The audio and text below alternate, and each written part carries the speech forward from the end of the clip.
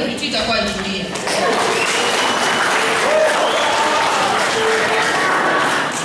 Wewe mwalimu utatoa wapi hela kuja kuomba walimu wote hao ili upate kula? Utatoa wapi hela za kuja kuomba upate kula?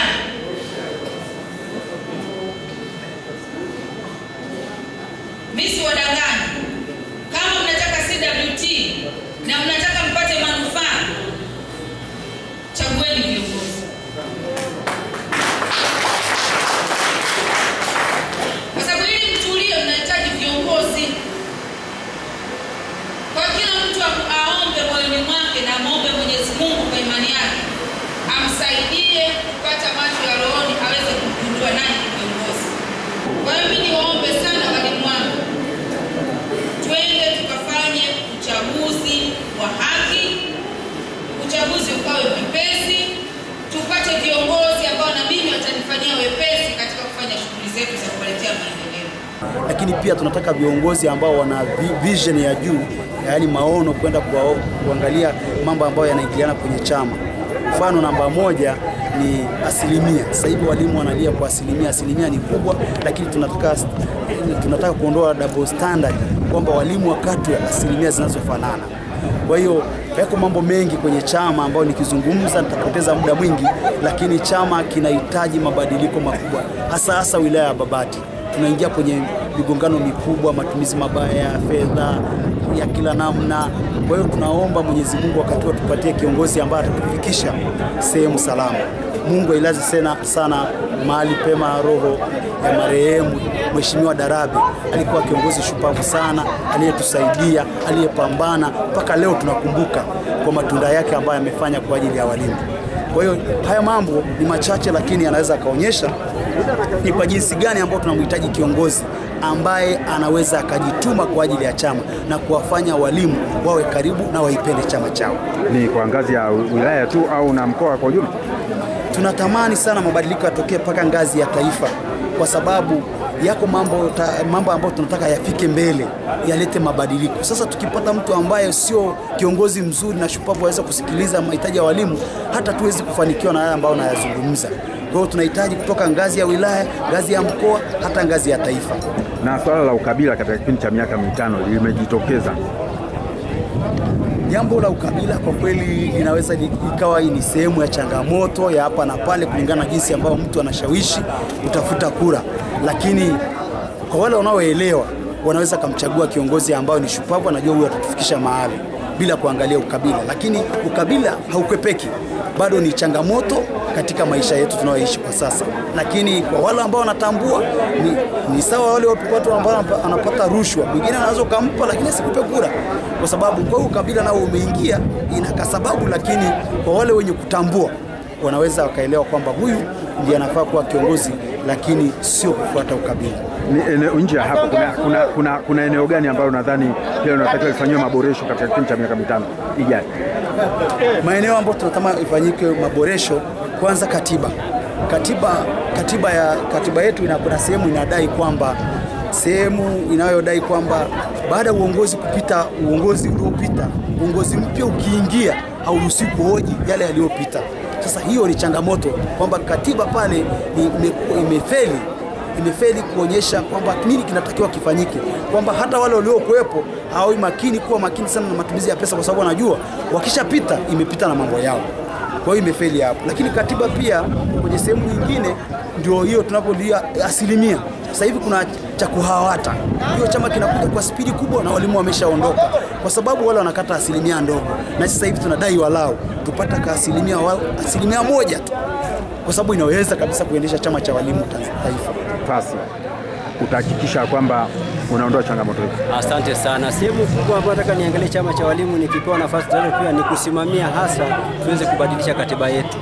Katiba ya chama cha walimu ya mwaka 2014 na kanuni zake 2015 sasa hivi inaonekana kama ina mapungufu kulingana na wakati. Tunataka tuangalie kama makato ya wanachama sasa hivi wanalalamika kutoka kama 2%, wanataka kwa kiasi kikubwa yarudi kwenye 1%, kwa sababu tayari chama sasa hivi changamoto zake nyingi zimepungua.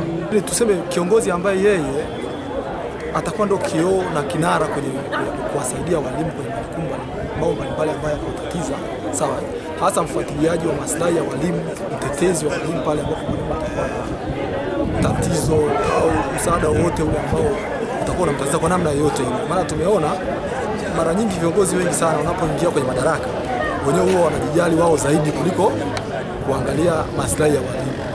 Pamoja na kwamba kumeshakuwa na viongozi wengi, tuna mifano ya viongozi ambao walikuwa ni wazuri sana, wanajali walimu, na hata leo unakuta viongozi wengine wanapogombea huwa wanatangulia kuja na majina ya wale kwamba mimi nitakuwa kama kina fulani, si ndio? Na kwa sasa sisi kama sisi tumekuja na ari ya kuwatafuta viongozi ambao ni viongozi wasikivu, viongozi waadilifu, viongozi ambao watawathamini zaidi walimu na kufanya kazi kwa moyo wa kujitolea zaidi kuliko kuhitaji kupata kitu chote kile. Na mfano ni mfano gani wa mwalimu ambaye anaonekana kama aliweka alama kwenye nafasi hii? Kuna mwenyekiti ambaye alitangulia nafikiri ni misimu kama 2-3 iliyopita, alikuwa akiitwa Darabe. Watu wengi wamekuwa wakimzungumzia sana kwamba Darabe alikuwa ni mwadilifu, mtetezi sana wa wanyonge, hakujali chochote, alikuwa ni wa kwanza, alijitolea, unaona. Kwa hivyo tunaona makampeni wengi sana wanapokuja huwa wanatumia jina la huyo bwana. Kwa hiyo sasa natumaini kwamba kama kweli wengi watakuja kama wanavyojinadi, nadhani tutakuwa na mabadiliko mazuri huko mbeleni.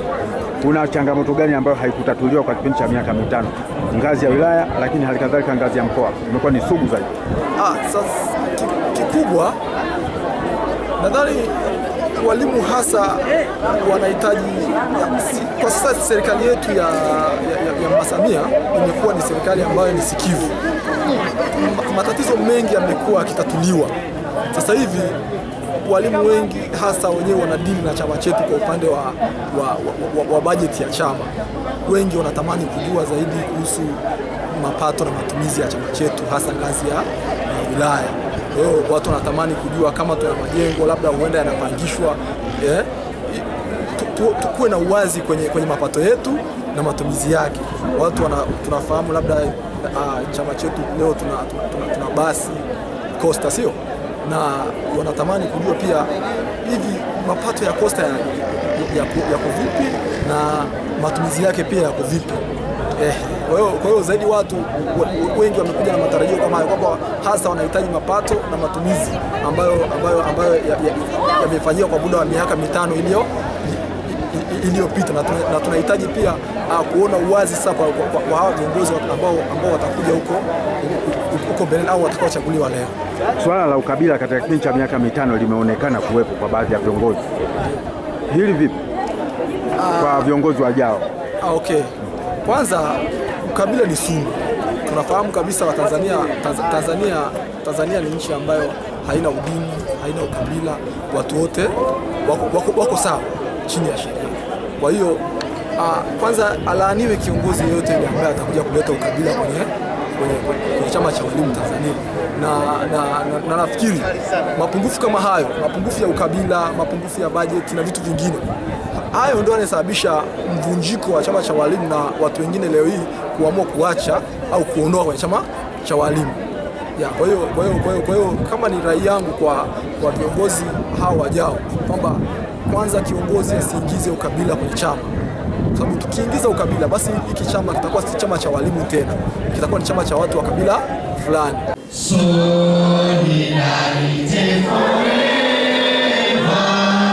forever.